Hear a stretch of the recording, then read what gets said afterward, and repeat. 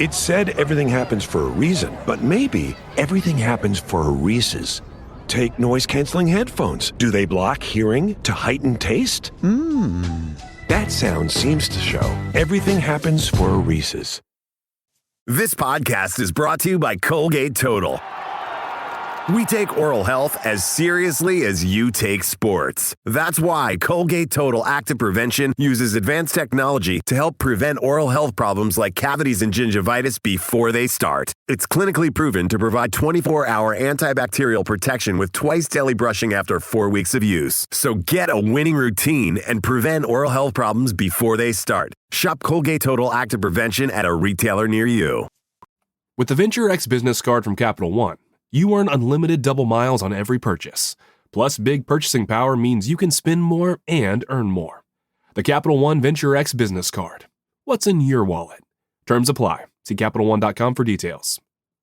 Who would be your tag team partner if you ever were to join the WWE? Without fault, without question, Creed Humphrey. Creed! He's your tag team in the NFL. Why wouldn't he be the tag team in wrestling? Yes, sir. Let's go.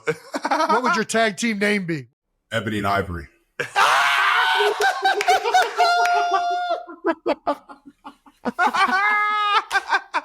it on a t-shirt. Put it on a t-shirt. Dog. Put it on a t-shirt. Oh, that is fucking gold. That's good.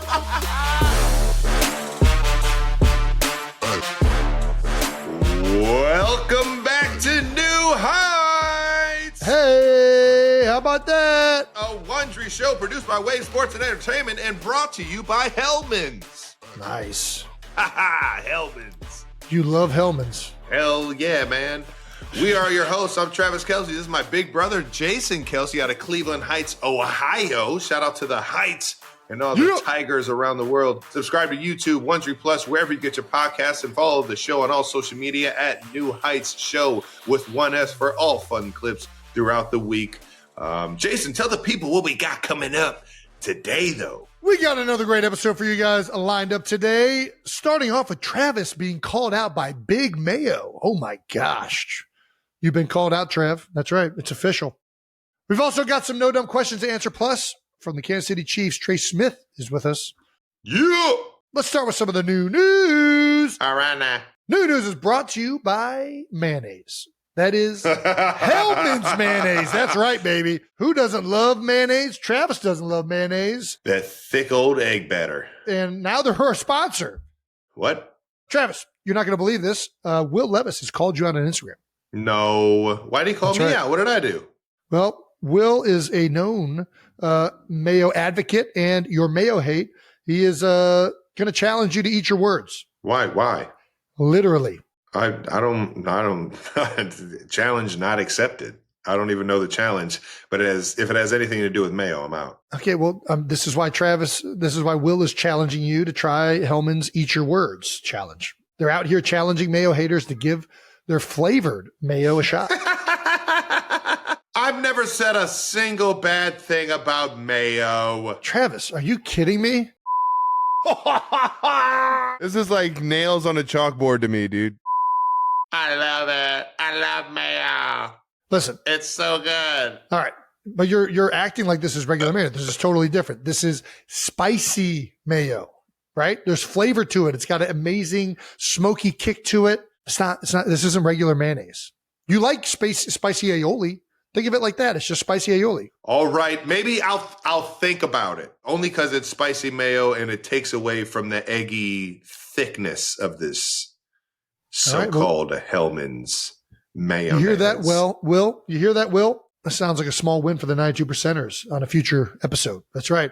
Travis might possibly, with a non-zero chance, eat mayonnaise. So stay tuned for if he does or does not accept, but he kind of does half-heartedly. You guys know what I'm saying. That does it for new news, brought to you by Hellmann's. Yes, it does. It's terrifying. Before we get to this Trey Smith episode, time for some Dun-dun, dun-dun, dun-dun. No Dumb Questions, brought to you by Perplexity AI. Discover fast and reliable search with Perplexity AI today. Alrighty, first No Dumb Question from @Hummingbird Nola N1. What was your favorite struggle meal? Okay. When you were Struggle meal. broke. And what's the Ooh. fanciest or most expensive thing you've ever eaten? So I'm devising from context what struggle meal means. Is this just like the politically correct way to say broke ass meal or something like that? Like we call it struggle meal? I've never heard struggle meal either, but I like understand it. what I don't know it's saying. why I don't like it. I don't like it. You're struggling. What is your favorite like cheap ass meal? Like something like I don't Dude, I mean, you already know we could round up. I got a few good ones. The old Wendy's dollar menu. Fuck yeah. No, you know, one of my fucking favorite things to do was in college after I went through my entire FAFSA check and my and my scholarship check would be to call dad to tell him to call Domino's and put in a large pizza for me. So your struggle was calling your parents. Yeah, I mean, it's been. I've had a beautiful life. It works. I guess in college we've, you go to like ramen noodles. I couldn't do ramen noodles, man. Oh, I love ramen noodles. When I think of food, like things that are, we don't have any money or we're like getting the bare bottom of the pantry. I think of ramen noodles. I think of like beans and weenies. Big beans and weenies fan. That's one of my favorites. Hated beans and weenies. Hamburger helper. Does that count? Is that kind of like okay? TV dinners. Yeah. Like what are they just like heat them up type deals? But that's the thing. Like if I'm struggling and I'm broke, I'm probably gonna go to like McDonald's and just get a few like things off of the dollar. Like I don't know if you can even do that anymore. I haven't. Yeah, the value menu. I haven't like. I don't think they're $1 anymore. I think they've upped them. That's fucked. What is your favorite value meal item at any fast food chain? Dude, Junior Bacon Cheeseburger. I mean, it's good. I feel like I had so many of them in college. You used to be able to get fucking nuggets for $1. I know. I think I used to like them so much in college. I just kind of got turned off at JBC's. It's not as good to me anymore. You could always go and get Guy's Pizza, a slice for $1. I mean, dude, if you're really cramped, you go in with a couple buddies for a crave case from White Castle. I mean, you're White Castle, man. Dude, you're fucking stuffed. That's a lot of sliders. I think it's like 20. Dude, I feel like Taco Bell didn't really have a great value menu. I think the whole menu was just kind of value. Dude, what? You could order the entire menu twice with like fucking $20. What? I think that's what I'm saying. I think the whole thing was just value. You walk into fucking Taco Bell with $5, you can get fucking breakfast, lunch, and dinner. I mean, before Subway started like price gouging, those $5 footlongs, that's a pretty damn good deal. It is. Yeah, as you can see, we've lived a life fully of privilege. I guess, yeah, cereal. Cereal is another one of them. You get a box for fucking $1 and some change, you get a fuck ton of meals out of that box. Have you ever ate cereal with water? I've done it. I mean, it's not ideal. I'm not upset with just the crunch and like not getting them soggy. I like the sogginess, especially specific types of cereal. Like it's just better being a little soggy. You're like a soggy oatmeal guy too. I like mine a little bit more dry. You like dry oatmeal? I like drier than soggy. I don't like soup oatmeal, but I like there to be a consistency. Yeah, see, I can't do the soupy stuff. It's hard for me to do soupy stuff. Do you like soup in general? What's your favorite soup? Like chicken noodle? Soup is the original struggle meal. That's like Soup Kitchen. Yeah. But I've never been to a soup kitchen. I'm not gonna lie. Chicken noodle only. Yeah, Campbell's chicken noodle. Hey, what are we talking about? Really, any of the Campbell's soups, they qualify, right? I've only enjoyed chicken noodle. I only like that brothy like soup. I don't like the fucking. You don't like clam chowder? Yeah, the gloppy fucking thick shit. I'm out on that. The only thick type soup I could do is like a bisque. Yeah. I mean, this is the best we can do for you. I've heard of guys eating like ketchup sandwiches and like mayonnaise sandwiches and sugar sandwich. That was my dog Reggie's go-to when he was struggling. Sugar sandwich. Is that sugar what sandwich, I think it is? Yeah. Yep. Yeah, that's exactly it. Yep. That doesn't sound exciting one bit. I'm not gonna lie, I kind of fucked with it. I used to fucking I mean, it's essentially what I used to do with a bagel and cinnamon sugar. Like, just throw that. Another one. Bagels, another one. All right, so let's transition this to most expensive thing you've ever eaten. There's $100 cheesesteak at this restaurant, Barclay Prime, downtown Philadelphia. You pulled the trigger on it? Well, I mean, we do like a lot of O-line dinners there and stuff like that, where you're kind of just like splurging as a group. Oh yeah. And I have had that. I don't think it's the fanciest or most expensive thing, but there's something about it being a cheesesteak being that ridiculously priced that is, and it's very good. But I guess I'll vote that. I don't know. What do you got? Nice. I got nothing. I don't know. I don't necessarily look at the most expensive thing, and fancy foods are kind of just like, I love getting fucking big, obnoxious steaks. So if I see like a porterhouse that's a 48 ounce, I'm like, give me that medium. You cut it off the bone a little bit too. Most of the higher priced items are usually like meat that has some like type of alteration, like hey, you want this dry aged 52 ounce like tomahawk steak that's from Wagyu and it's like $300. And I'm like, no, I want the regular ribeye that tastes fucking delicious without putting all that fungus on it. I don't need the fucking aging process. Give me the aging. No, give me the regular steak, not Wagyu, and give me the Wagyu.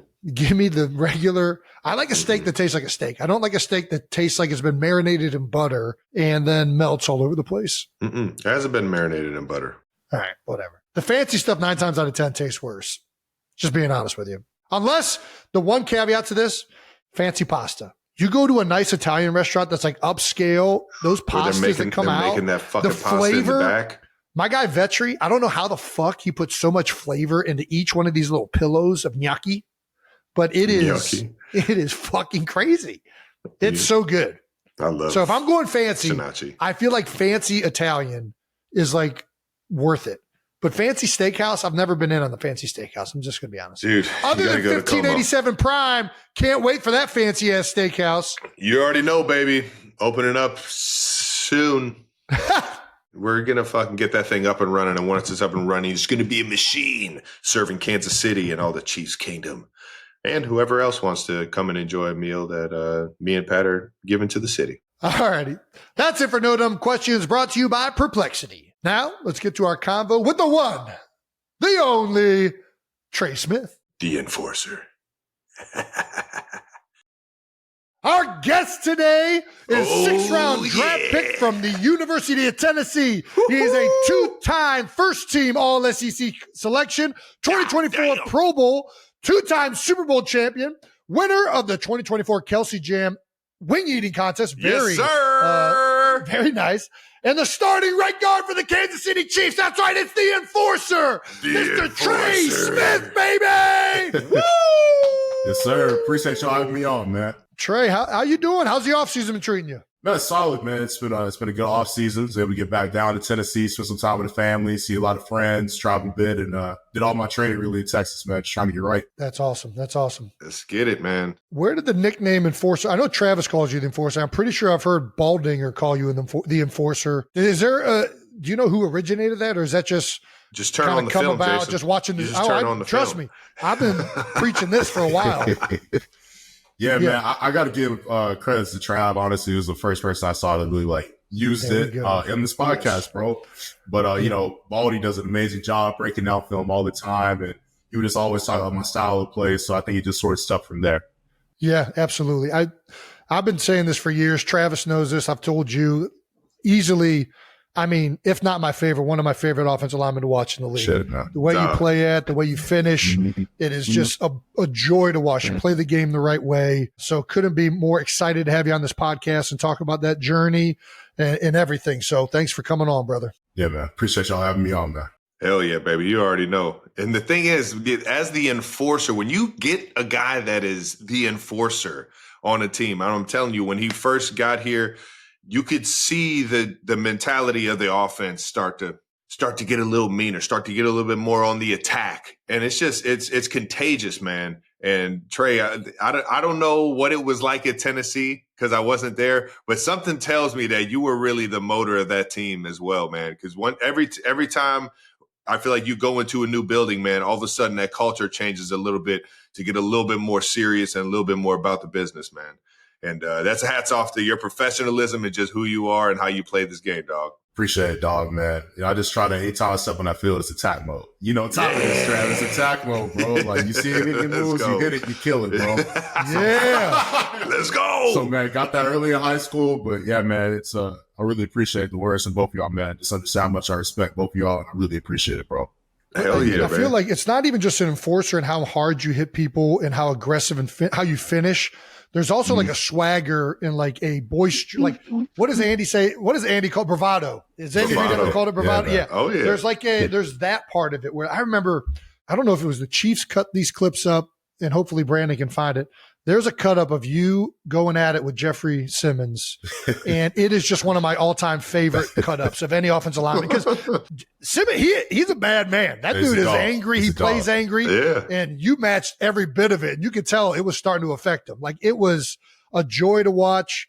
It's one of my favorite games, baby. Oh my gosh, that was cool. It was a physical one, man. Tennessee's always a banger. You see it after the runs when you're picking up Pacheco or whoever just got like a big carry, you're pointing to the first down. Yeah. There's a level of excitement and tenacity that rubs off on those around you. And that's the enforcer. It's not, it's that plus the physical nature of how you play the game. You got it? He said the Denver clip. That's a good one too.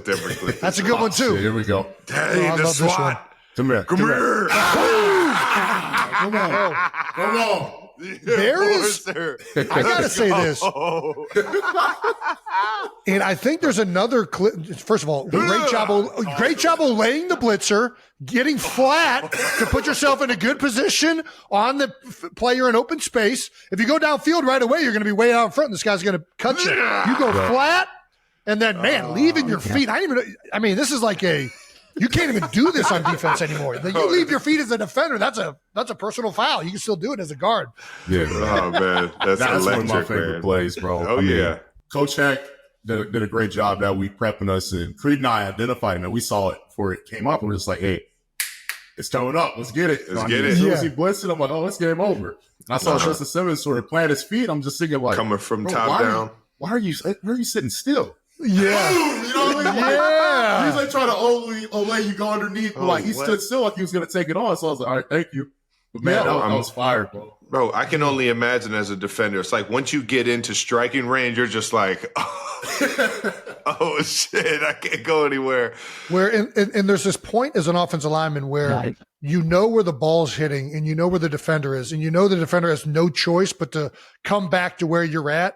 And you identify that not just in that clip. I've seen you, I forget what, it might have been a Chargers game from back. There's another clip where you get out on it was either a screen or some type of like gadget play. And it's again, you're like leaving your feet. And in order to do that, you got to know. You know what I mean? It's like this dude is throwing everything he can into this guy and blowing him up.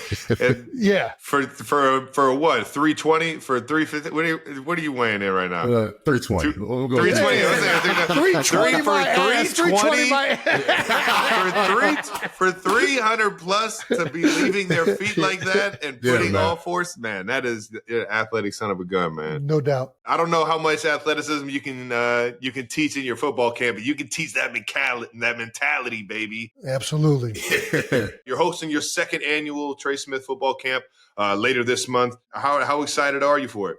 Yeah, it's going to be my second football camp in my hometown, Jackson, Tennessee. And man, just fired up for it, bro. Like, I think giving back to Jackson, a community that poured so much into me, like it was about time to do something for them that was big for the city. So nice. In our first year, we learned a lot with the young kids. You know, it's hard to manage young kids. We had come on now. For sure. Running around. So we want to make sure ages like second grade and up, they just have a good, fun time, have the love of the game. Then for our middle school and high school camp, we'll turn it up a notch. We're trying to get them ready for the next season. So really looking forward to it, bro. Getting back home. It is funny when you go to one of these camps, and for us, we are so used to going about the position a certain way and the game a certain way.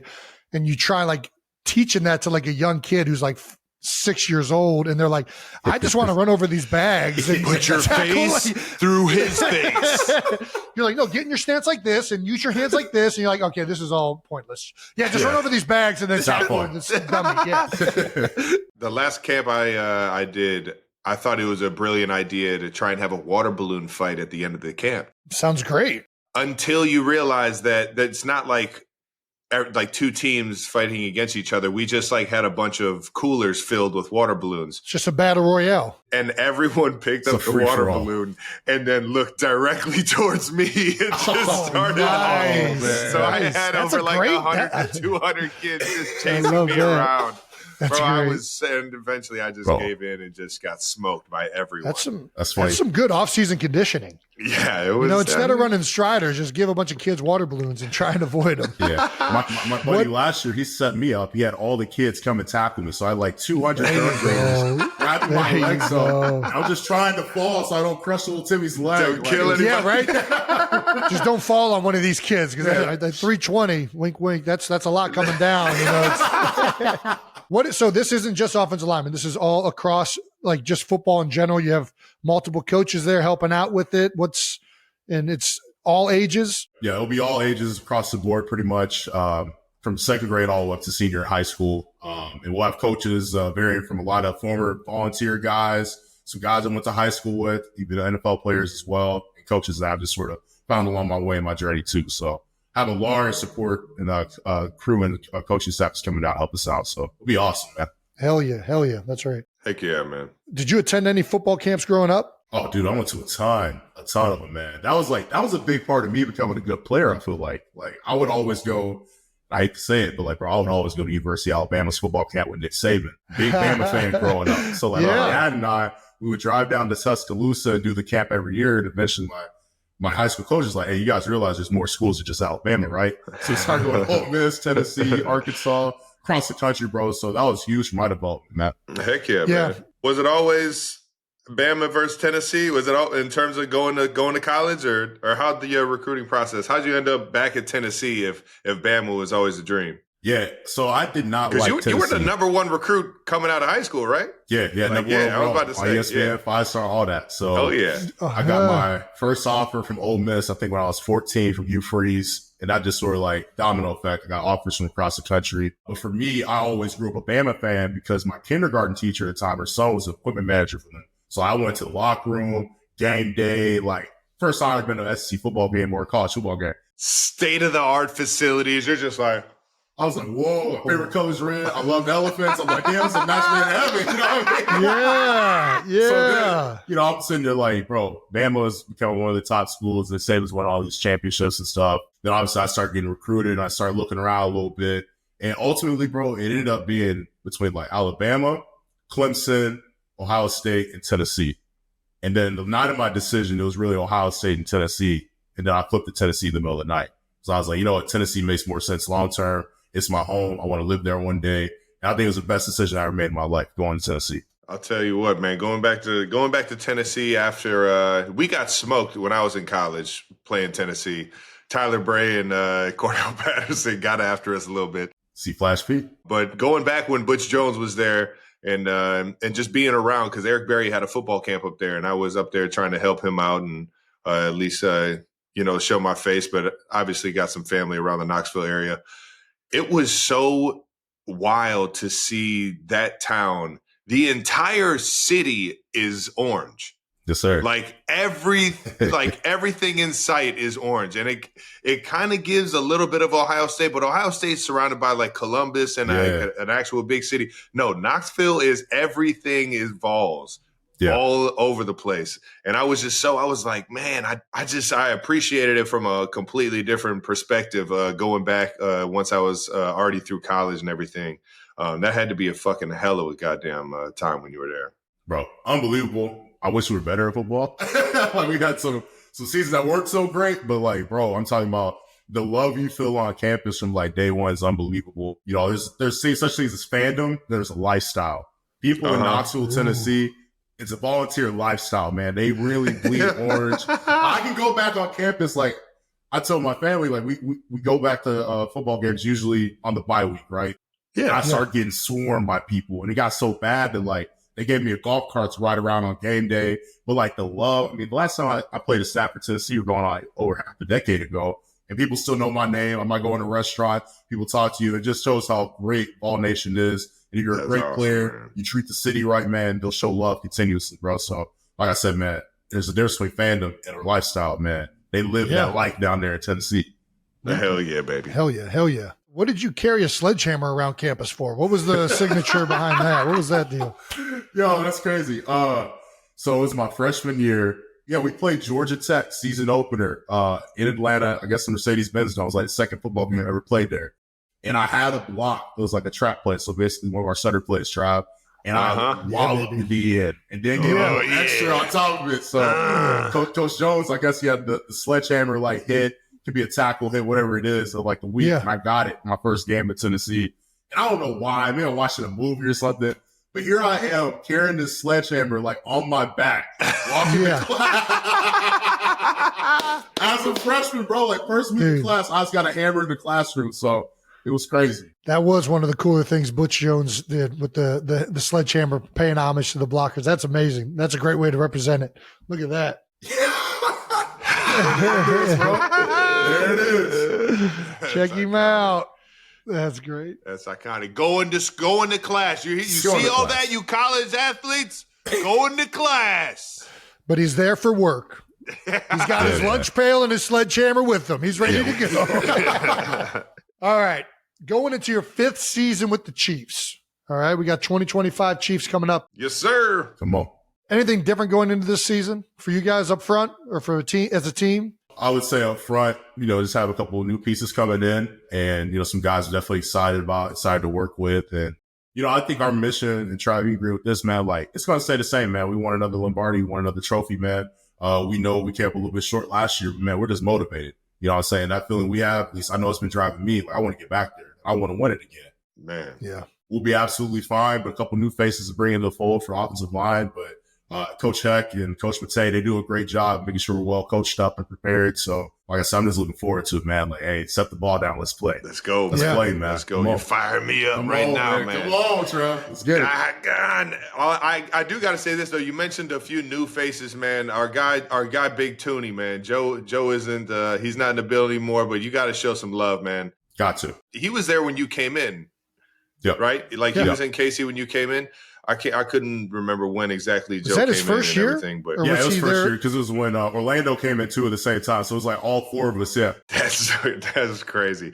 As a young offensive lineman in the league, and your mentality, and a guy like that who has been proven, won Super Bowls, and been a Pro Bowler, Tooney, what was he in terms of your development and how he helped you out early on in your career? Yeah, I always start this when I talk about Joe from here on out, but I think Joe's going to be a future Hall of Famer. Oh, yeah.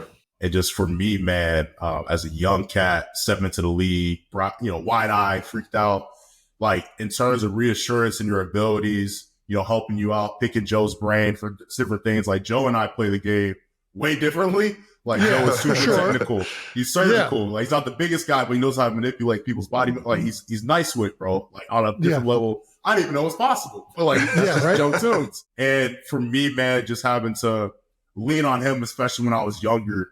Hey, Joe, what would you do in this situation? How would you attack this? Like, how would you sort of set this block up? And having that resource there was invaluable. And, just having a genuine friend too, a guy you can depend on, a brother, like, man, it's priceless, bro. So for me, I have a ton of gratitude, being able to work with Joe, having Joe, some guys like me and Creed, being able to work cohesively as an interior unit as well. Like, I mean, that was special, bro. Like, it's heartbreaking. Like, Joe's not coming back, You already know. He's going to ball in Chicago. He knows I love him, wishing nothing but success. But, man, having him around at the mentoring spot to just help teach me the game and teach me the nuances, man, that was incredible. Yeah. Oh, yeah. Look, that interior 3 was my favorite to watch over the last 4 years, man. Between you, Creed, and Joe, and all 3 of you being different players and like having similarities, but then also, and Andy's a great coach and he finds ways to utilize everything and maximize it. Yeah. I love watching the way you guys work inside. It was heroic what Joe tried to do this year by sliding out to tackle. And I mean, I don't know many guards that can even give that a go in the NFL. Like that is a completely different position. So hats off to him. Very unselfish move to do that for the team. But with him gone, you're sliding in last year's rookie, Sua Matias. Is that how, am I saying that right? Yeah, is Kingsley. That Kingsley. Kingsley sliding in to guard, and then who do we got to tackle now? Mike Caliendo. Is he Caliendo still there? Perfect. Yep. So there'll be some open competition, some back and forth a little bit for figuring out who's going in there with you guys. Yeah, there definitely will be. And I mean, hell, man, we all been part of the league. Like, it's competition between us all, so we all got to go Always. get it. And, No doubt. Yeah. You're right. 100%. I know both of them will work their tails off, and the best man's going to win. Like, I have to earn my job against them as well. But I'm excited about both of them. I love Mike, man. Mike's a great dude. Mike is extremely intelligent as well and a great ball player. Yeah. And then Kingsley, just a young cat. He's still got those young legs, a healthy body a little bit. Man. But, his ability is incredible, and some of the things that he can do on the field as well. So, like I said, the moving pieces of our offensive line are great. We're going to be in a good position, though, man. Oh yeah. The one I'm looking forward to, I just got to be honest, that left tackle position was something that was somewhat of a revolving door all season long for you last year. Have you seen this kid yet, Josh? Josh Simmons, to me, watching the tape in college, it was absurd. Yeah. Like the athletic ability and size. Trav knows because I've been watching this dude. I've been preaching my eyes on him. You already know. I've seen it. He was playing defensive end as just like a scout team defensive end. And he was just playing this gap, but he was being a pro. He was being locked in and being a pro. And I felt that man's hands grab me. And I was like, all right. We're just, I got to come with it. Even when he's just giving the looks, I got to make sure I'm got my feet planted, man. I've watched a lot of these linemen coming out the last few years. This kid, I mean, he is the closest thing I've seen to like a Trent Williams or like a Jason, like that next level, like strength and athleticism. Yeah. The only reason he fell to you guys is because of that quad tendon or patella tendon? Patella injury. Yeah. What's he look like so far? Yeah. Man, I haven't seen him in action, but I mean, I just heard that he is so strong, like unbelievably strong is one thing. So like Trav, you saying about his hands, like that's perfect spot on what I keep hearing. But obviously like the talent is there, man. I've seen some of his film as well. And, obviously got a chance to win a natty last year. Shout out to him. But, I think he's going to be a great asset to the team. And, I'm looking forward to it, bro. Awesome. Oh, yeah, baby. Get him in there. Get him nice and ingrained in the culture we got over there, man. Have some fun while we go and whip some ass. Yeah. We'll get him right. Would you rather play in Tampa Bay, Miami Heat early season or like Green Bay in the middle of the playoffs? Like, would you rather play in cold weather or hot weather? I guess I'll play in frigid temperatures, -degree weather. I love all it. Day, all day. I love it. I love the best. Once he gets below 50. What was that one game in KC where against Miami? Was that the one where I was like watching the field and it was like frozen? Coach Reed had icicles coming from his mustache. Yeah. Yeah, it was like fourth coldest game in NFL history, man. Yes. That How did you feel? You'd rather play in that than Miami 95? Yeah, all day long, man. All day long. Because one, in the heat and the humidity, like you're going to tire out a little bit easier, man. Everything is a little bit tougher. It's a different mental space, right? Where in the cold, as a big guy, like I said, I'm always sweating, bro. Yeah, right? Always. It's already there. Like, I'll be nice and cool. I can recover faster. The winter coat. Jason, you get a little bit heavier at the end of the year. So, oh, yeah, baby. I'm good, man. I'm solid. How did those trap blocks feel, though, when it's -4? You felt it? Yeah. Oh, you felt it. It woke you up now. But the thing about it that's great is like the defensive linemen don't necessarily want to rush past you as well, too. For sure. Because you're talking about a team that came from Miami. They just left 80-degree weather. Now it's -11 degrees. You're like, what the hell's going on? Where do they drop us off at? So it makes our job easier. It is a little different, being in 15 to 20 degree weather for a couple weeks, for like a month, staying in between that 20 to 40 degree weather in Kansas City when it's in the winter, and then it dropping down. Yeah. I feel like the first day in it is always the coldest, like, you know what I mean? Like, if you're kind of acclimated to some of the cold, like that first day it drops below 50 in Kansas City, I'm like, God damn, it's kind of cold outside. Yeah. You know what I mean? But then once I get used to it, I'm outside in shorts and a t-shirt. It's not that at that point. Coming from Miami and it being 75 to playing in -5 degrees. It's hell. I was probably like, what the fuck is this? Yeah, that's tough, bro. That's tough. What is that? Was that the coldest game you ever played in? By far. Because like the coldest weather I would ever play out of Tennessee would be like Kentucky or Missouri. So that was the coldest it got. And it'd probably be around like December, maybe late November. Let's get into some draft stories, man. Drafted by the Chiefs, 6th round pick in 2021. Definitely not 6 overall. But definitely worthy of 6 overall. Can you talk to everybody on the reasons why you kind of slid in the draft and what draft day was like for you? Yeah, man. So those of y'all don't know, right after my freshman year entering my sophomore season, in that off season, we had a coaching change. Entire coaching staff gets fired. And walks in Jeremy Pruitt from University of Alabama. And that whole offseason, they're just trying to break us. And as you guys know, if you get a new coaching staff, they're trying to weed out the bad guys, figure out what the team's going to be built around. So that did apply to culture, man. Yeah. We were going to set the culture up around. They looked at me. I had a lot of success in my first year as a freshman. They're like, all right, we can build around this young player. So they just started pushing us every single day during mad drills. And I was eating it, bro. Like, it was nothing to me. I'm laughing at them, talking shit. I told them, like, this all y'all got. And then, like, one week, man, in conditioning, we were doing half gassers, and I passed out. And I never passed out. I couldn't breathe well. I lost 13 pounds in a day. I remember talking to our team doctor, like, hey, you guys got to run more tests on me. Like, I feel terrible. And he's like, we're going to do a blood draw.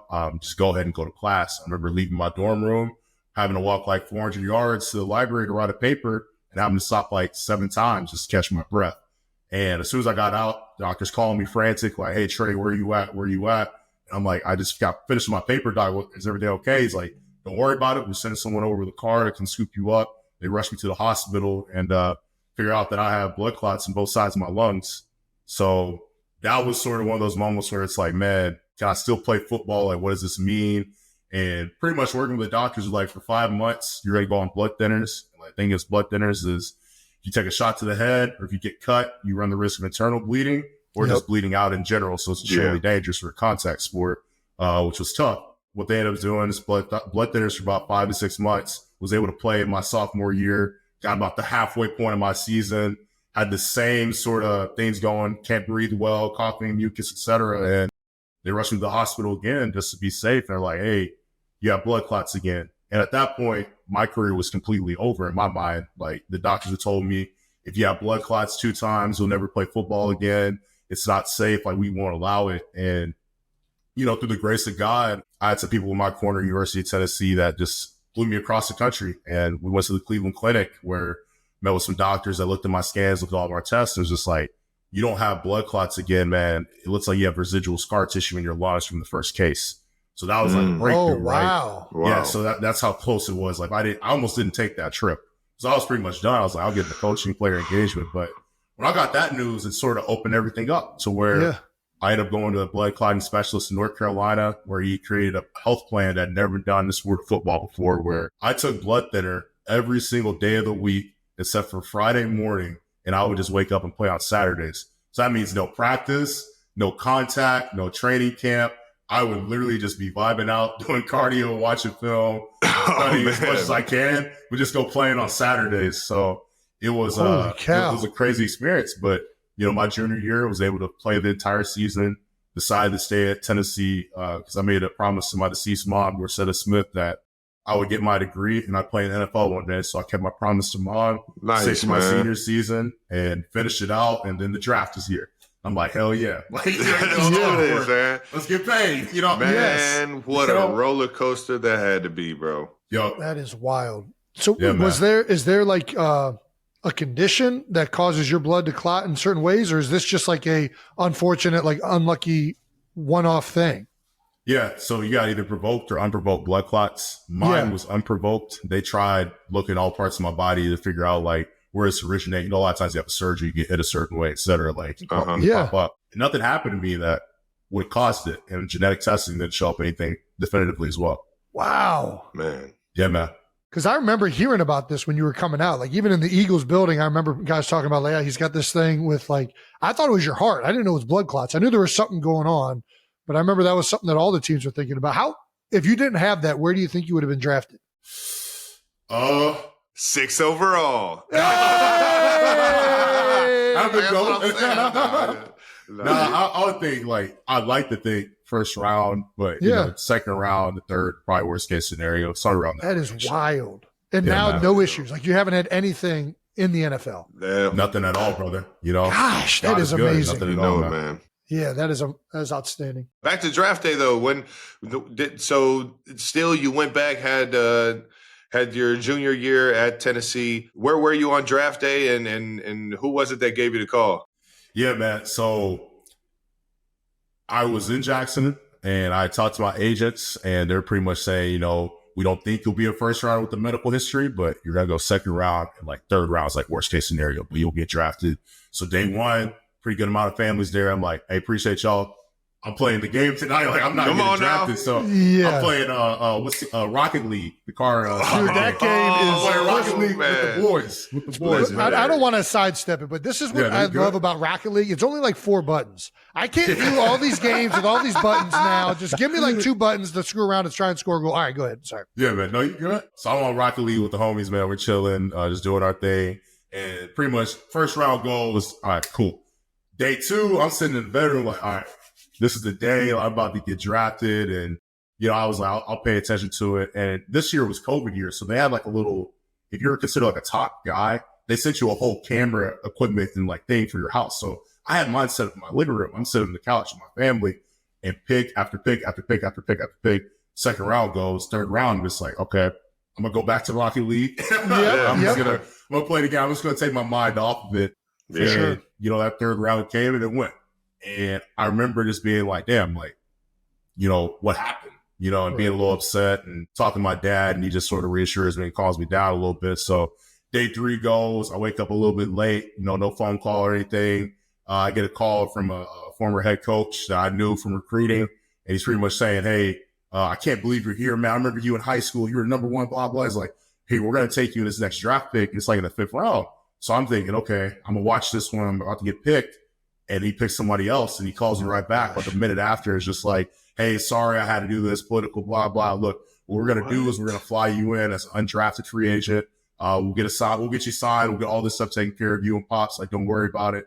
And so I'm not pissed. I'm just like, hey, man, like, it didn't go the way I thought. Like, I saved another year for this. And, you know, all the stuff I went through, like, I thought I was going to get drafted, but I got an opportunity.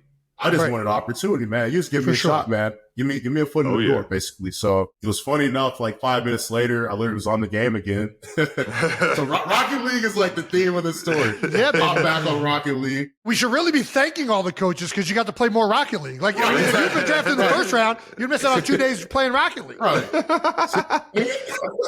So basically, man, like 5 minutes later, I get a call. The ID says Kansas City. I feel like, you know, it's a doctor on the phone. I believe it was Dr. Mike Monaco. I believe it was. And he had interviewed me prior about the medical info. And Doc is on the phone just like, hey, man, I told you I call you like all happy. I was like, the hell do you want? In my mind, right? Yeah, like, what's this about? Yeah, I'm like, so I just answered him. It's like, yo, what up?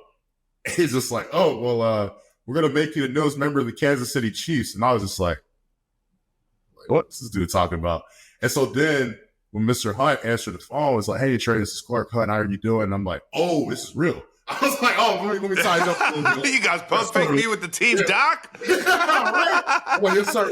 I can't wait to be down there. And then, you know, Brett Beach, Coach Reed, Andy Hack, you know, talked to all of them. And then it was just like, whoa, I just got drafted, man. And my sister was in the living room. She was the only one left in the house. So I'm running, hugging her in the living room. We're both freaking out together, like crying. And then I call my dad. I'm like, Dad, you won't believe this. Kansas City just drafted me. He's like, son, I love you. I'm so proud of you. And I'll be home in 10 minutes. I'm bringing chicken tenders for lunch. Yeah!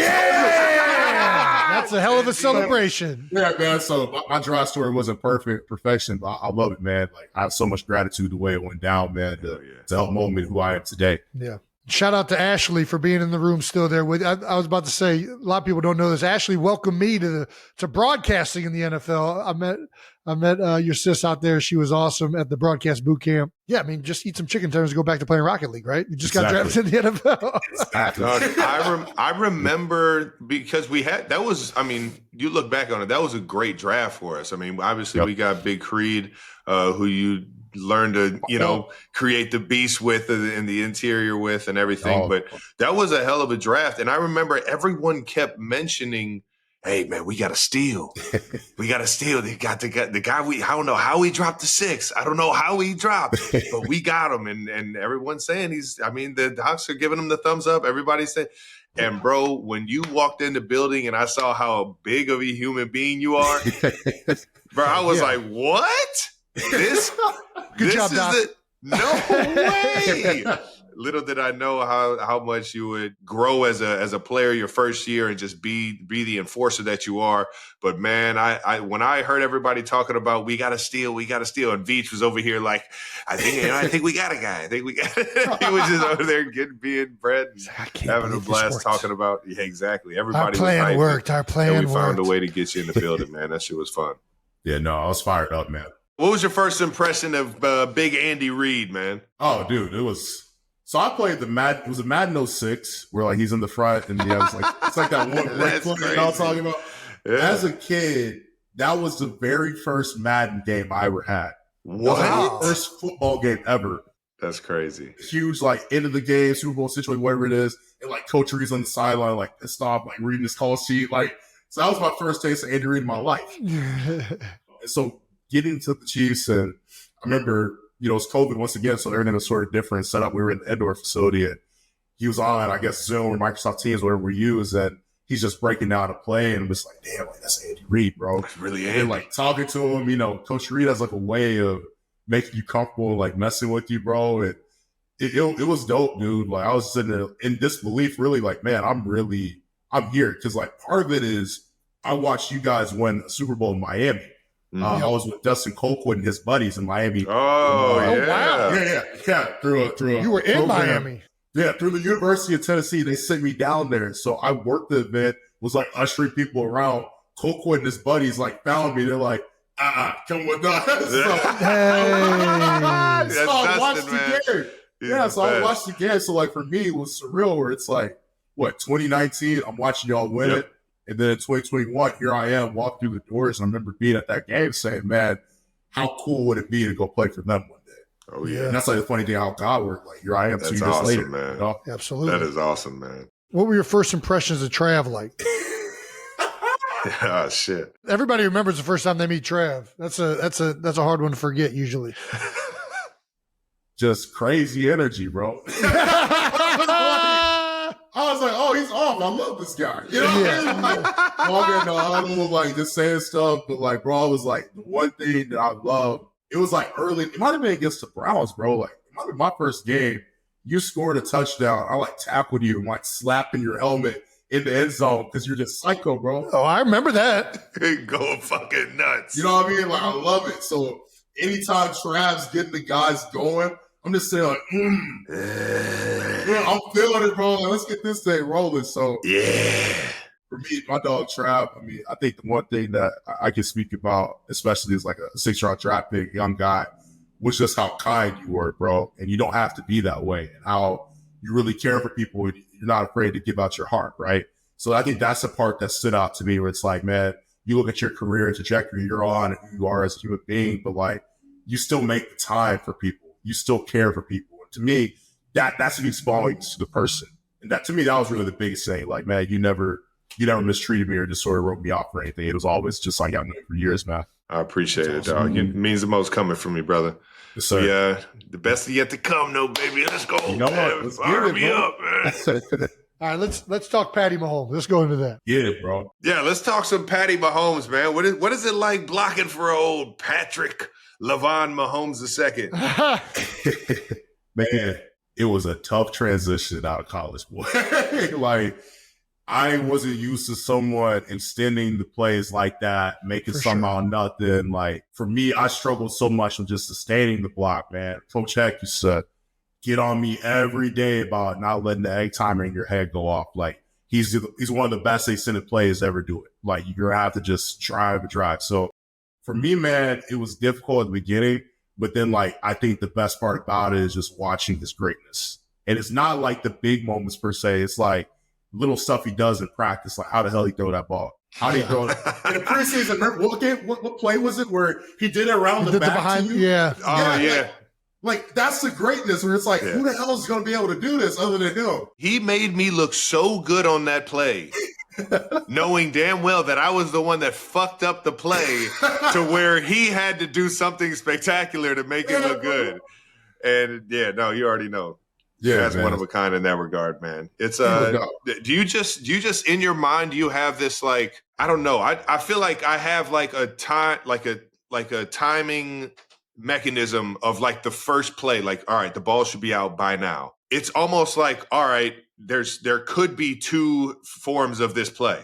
So it's like the initial play, and then, all right, I gotta, as soon as those like 3 to 4 seconds are up, now I need to refocus, re-gear, do something else. Do you have the like secondary like play, like the possibilities of it? Is it always in your mind during like pass plays? Yeah, I definitely think so. It depends. A lot of times I play action games, especially with like the gap scheme type pass or anything like that. Like for me, it's just like, I know I'm gonna have a double team. I'm looking to help. Right. And a lot of times with Pat, man, he's just going to keep extending and extending and extending. And a lot of times, if you really just hold on, bro, he's going to make something huge happen. So for me, I agree with what you're saying, where it's like on paper, it might be like, it should be doom, boom. But then sometimes it might be just touchdown. You know what I mean? Yeah. That's the greatness. That's Mahomes' magic. So like, you just got to adjust with it, bro. You just got to adjust. And Pat's even more like, there's all sorts of quarterbacks that are mobile that'll extend plays. Pat does it up the middle more than any quarterback I've ever seen. Like most quarterbacks will either go, if they're right-handed, to the right. If they're left-handed, they'll have a tendency to go to the left. Pat will see like a split front, like a 2-3 technique front. And if it's third and medium, he almost is like predetermined in his head that he's going to take off and go get the first down right up the gut. I've seen him do it multiple times. Yeah. Are you at the point now where you kind of anticipate stuff like that, or is it still like, who knows what's about to happen? I think I'm still at that point sometimes where it's hard to feel it. I think like during the season, especially when he gets to this tendency box a little bit, like I'm like, okay, I know last week he did this way. I got to hold a little bit stronger to the inside because like I know he's going to be right here if so happens, if he gets flushed a certain way. Based on their rush games too, sometimes we know like they're trying to flush in a certain direction. So I got to be a little bit firmer. For sure. I would say it's just adapting to him. But I think the main thing is always knowing that, like, Pat's just going to do something crazy back there. You know what I mean? Like, you just got to figure it out on the fly, bro. But I will say last year, I really tried to adjust it a little bit more, get a little bit stronger on that inside. That's cool. And I feel like sometimes it's even just like a feel. Like, you don't know why you let go at a specific time. Yeah. As an offensive lineman, my biggest concern is getting a holding call. You're blocking a dude, you got a great block on him, and all of a sudden the quarterback scoots out. He reaches to grab him, and you think you're doing your job great, and all of a sudden there's a yellow flag by your feet. Yeah, worst feeling ever. But then you play with guys like that for a while, and then you like almost like feel the D lineman doing that, and you like learn to kind of just like let go. Not that it works every time like that, but there's a feel for it for sure. I don't know. Yeah, it's an art, bro. It's tough. Like you said, there is like a little feel to that, a little nuance to it where you just it's time. Has Pat ever made a play to where you got so excited you wanted to like fucking just like trap block and just got you so excited, or like you wanted to just fuck, like you remember the replacements, how the linebacker would always do just like too much. He would always like want to headbutt the fuck out of somebody. Has Pat ever made you like go into that excitement and just like Yeah, bro. I got a couple plays in mind. One of them, bro, was when we played Tampa Bay and Tampa, when he spun off, I think, Devin White for that time. Bro, I'm just sitting there like, whoa. Yeah, I'm like, this guy's an animal. It's an animal. Oh, and it's like tiptoeing on the sideline and then just threw it to Clyde in the back of the end zone. Little span of, on target, bro. That was one. Yeah, like a flip pass. I've been like year 2 or something against Denver. I want to say it was the Jet or something. Jet might have taken it to the house, but it was like just a little flick. Like I remember Wiley used to get JT and Wiley. Because JT gets fired up too. I know Jawan is like the most chill cat I've ever met in my life. Once we get rolling. Oh yeah, he's the next man. Wiley, there are a couple of times I'm like, we score or anything like that. I'm like, Pat, this one. Wiley would just attack me and just beat the hell out of me. I'm just like, let's go. Wiley's coming through. But yeah, there have been a couple of times where I'm like, Pat, you're that dude. Like you're that. But it's hard to even grab it. Because then he takes off to go celebrate. I'm just like, slow down. Oh, it's great. You want to talk some wrestling? Yeah, let's talk a little wrestling, brother. Little wrestling, brother. Big WWE fan. You were at WrestleMania last year in Philly when Jason got in the ring. Really? Yep. You were at okay. With the Jason coming out in the Timbs and the Luchador? jeans, the Luchador, the Rey Mysterio. Dude, who were your guys growing up in WWE? Yeah, I love Randy Orton. John Cena was a big one. Triple H. Yeah. Weird one, but Kofi Kingston. I used to love Kofi Kingston. Yeah. Okay. And probably like the Undertaker. So a little generic, but like, man, all those are my guys. But I love John Cena. I had the wristband. Walking. All that, bro. Legend, man. You were that era right after like us. Like I remember when we were growing up, it was like Attitude Era. Is that still the Attitude Era with John Cena in them, or is that a different era? I always get them eras mixed up. It's like the tail end of it, I think. Yeah, for us, it was like Stone Cold, The because Rock, he still had that personality. Mankind. It was still called the WWF when we were like really growing up. And then it had just transitioned to WWE. If you were going to build an NFL roster out of WWE, let's just say wrestling superstars, anybody from any era, what is your ultimate NFL roster looking like? Let's start with the quarterback. Who are we going with? Damn, this is tough. Go ahead. Let's hear it. For QB, go ahead and give me, it's no surprise, give me CM Punk. Ooh. Okay, boy. So you want somebody good at promos. You want somebody good at delivering promos. Yeah. Okay, there we go. CM He's Punk. going to get it done. All right. Let's start out with lineman, bro. All right. Get Mark Henry. I want the Hey! guard spots. Give me Let's Mark go. Henry.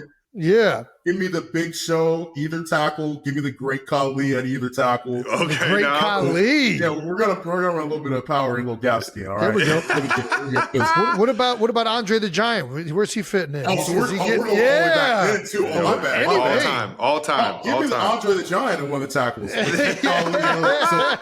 we're talking this big 6'7" footers all across the Yeah, field. exactly. We got the reach. And the world's strongest man at center now. There you go. Oh, okay. There There we you go. go. There we go. Running back. Oh my goodness. Give me Rey Mysterio. Just Rey put him on. Mysterio running back. That's what I'm talking about. We're not going for a lot of crazy, so we just need him to get in the gaps. There's going to be a lot of big guys up front. Just squeeze in and just find, there He's you going to go. be like Darren Sproles. He's going to be like Darren Sproles. He's going to hide behind the line and then just peek on through. Exactly. We're getting balled by the Great Khali. There you go. Spitting it up. Wide receiver wise, that's where I'm going to struggle. What about tight end? What do you think tight end? Because that's a definite like WWE position. I think every tight end is a wrestling fan, it feels like. I'm just trying to think of somebody, man. I'm blanking right now. Do you think John Cena's fast? John Cena. I don't think he's fast. To be fair, though, I don't think many wrestlers are fast. I don't think that's what they go to wrestling for. The ring is only so big.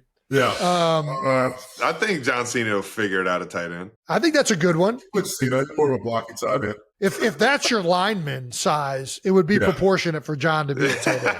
Yeah, give me John in there, man. Give me John. Who we going for wide receiver? John Cena. Wide receiver, give me Kofi Kingston. Okay. Give me R-Truth. R-Truth? Man, you're taking it. I don't even know these guys.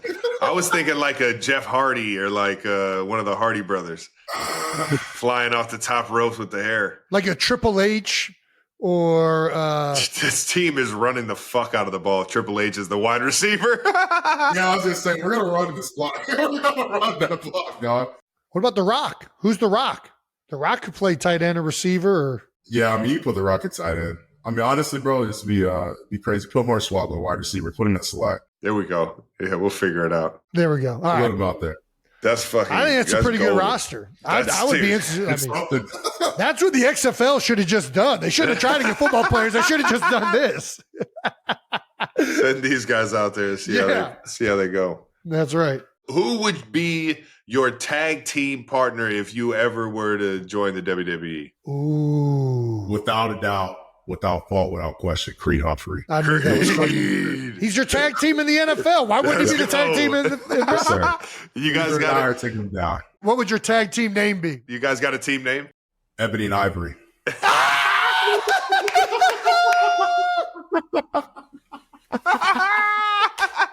Put it on a t-shirt. Put it on a t-shirt. God. Put it on a t-shirt. Oh, that is fucking gold. That's good. Oh my gosh, that's good. That's great. How did it come to you so quick, man? That was gold. Just got lucky, man. God damn, Ebony and Ivory, man. That is electric. Telling you. Woo! All right, big dog.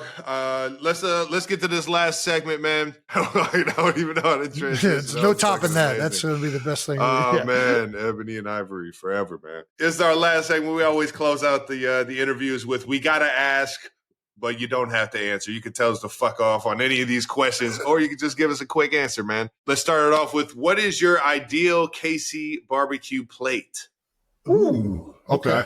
Ideal plate is going to come from Jack Stack. I'm going to have to get lamb ribs, man. I don't know why, but they have the best You say lamb ribs? I'm about to get in on these. Is that different than like lamb chops? Like, what is they just don't cut them up? Or yeah, what? it's just the rib part of the lamb. So, like, they do a dry rub season on it, but, like, super tender, man. Decent amount of the bones. Like, I'm telling you right now. I do like lamb. Lamb is great. Okay. All right. Yeah. All right. I did not expect that. From a Tennessee guy, I did not expect lamb ribs. I did not. Let me do the full regional. So I'm going to do lamb from KC and burnt in. So 2 from there, right? I'm also going to show a ton of love to Texas. I want half a pound of brisket, at least.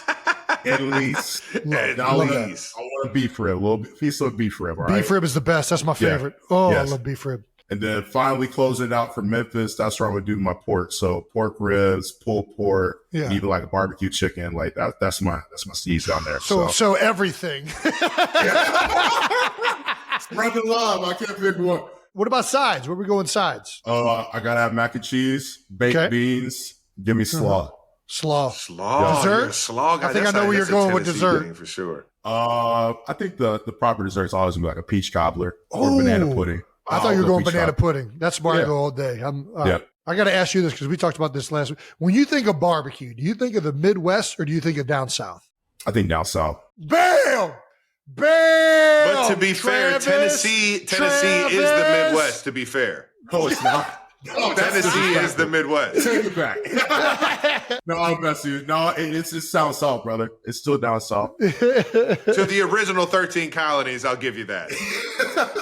Yeah. Today's day and age, I mean, it's right next to us. It is. It is close. If Ohio is the Midwest.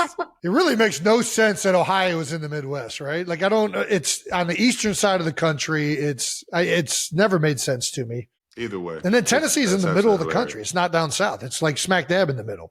Yeah. It's the Mid-East. My point. It doesn't make sense.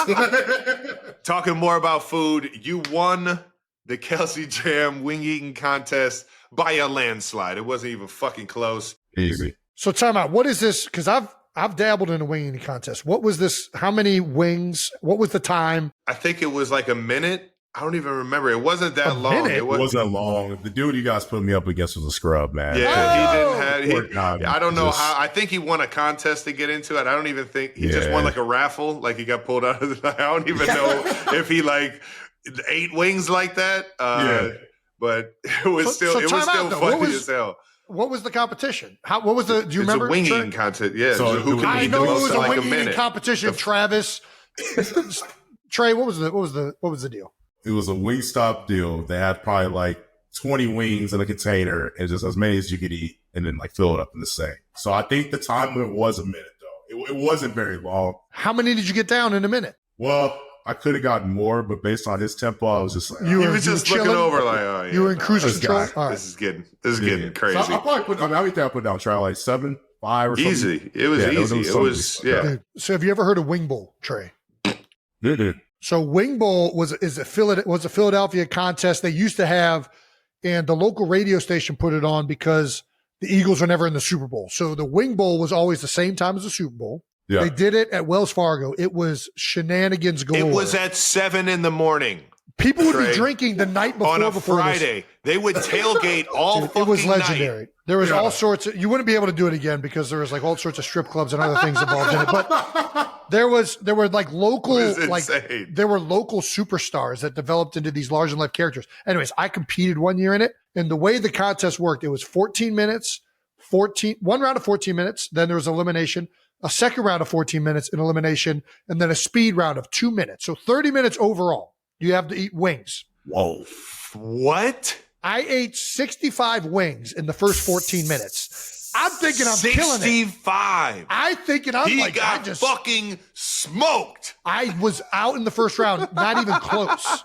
The woman who holds the record at Wing Bowl, take a guess at how many wings the winner of Wing Bowl won with. This is insane. This is a 30-minute time frame, keep in mind. 30 minutes. How many wings do you think she got down in 30 minutes? If you ate 65 and got Elo, I mean, it's got to be like touching like 100, right? Bro, keep going. Well, I'm not talking about the first round. This is all 3 rounds. Yeah. Like she had over 200 in the first round. I'll give you that. In the first round, he got fucking smoked by Brandon, like Brandon, twice. look up the record for Wing Bowl. Look up Wing Bowl record. Molly You have a Schuyler. picture of this legend too? Like, Dude, she's a beast. She's a beast. She's I think she's from Omaha or something like that. She's just this tiny woman. Oh, they Molly flew Schuyler. in the ringer.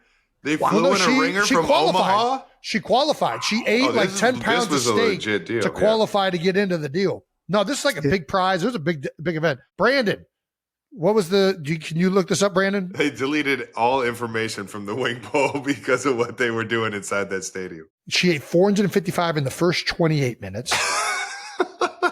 that's unbelievable. That can't be real. 501, 30 minutes. It's 501 set by Molly Schuyler at Wing Bowl 26. That was how crazy is that though? 501 wings. I mean, that's unbelievable. It doesn't even seem humanly possible. Listen, I've seen Trey Smith fill up a few to-go boxes. Every Thursday night.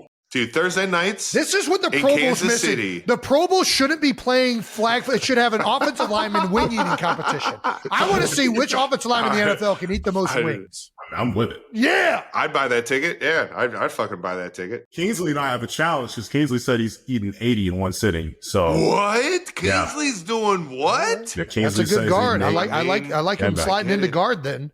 Yeah. Thursday nights are always my favorite after meetings because it's wing night in the facility.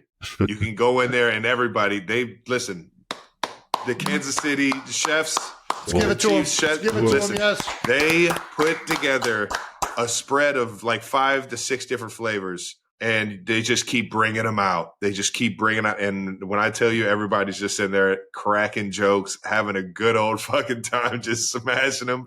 And then you see Trey walking out with fucking 3 boxes. Dude, good times, baby. Good times, man. The worst part is getting the peanut on the way back home. Oh. Jason, I'm telling you, gotta stop through the peanut at least one time before, like next time you're in KC, man. It's like 3 minutes from the crib, man. I literally walk to it. I'm in. You go to the one downtown or you go to the one around Plaza? Downtown location. Oh, yeah. It's classy, man. It got so bad that every time I stop in there on Thursday, like, the usual, or I'll call, they're like, hey, is this Trey? I'm like, yeah. They're like, we'll see you in about 10 minutes. We got you, dog. Yeah, we got you. We'll make them fresh for you, big guy. Next question. O-line Mount Rushmore. Who you putting on it? Ooh. Whoa. Top 4 O-linemen in NFL history. Golly. We're putting me on the spot. Dude, I got to put Larry Allen in there. Rest in peace, Larry Allen. For me, Larry Allen, baby. And like everyone wants to be as strong as Larry, but no one's as strong as Larry. No one has the same ability as Larry. And deceptively athletic. That one play of him hawking down the interception. Oh my gosh. Yeah, I thought I was going to have one of those. Moving. Yeah. Oh, no, I'm not Larry Allen. Okay. Dude, I want to put in Jackie Slater. Yeah. Oh, okay. Nice, man. He's Slovak man for like 20 plus years. Coach Heck has always talked about him and just look at his story. He's awesome. This is a personal one of mine. I want to put Joe Thomas in there. Joe T.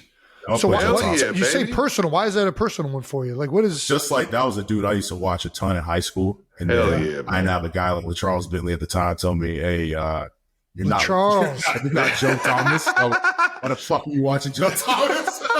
So good. Early in, so he set me straight pretty fast. Then I put Will Shields in there.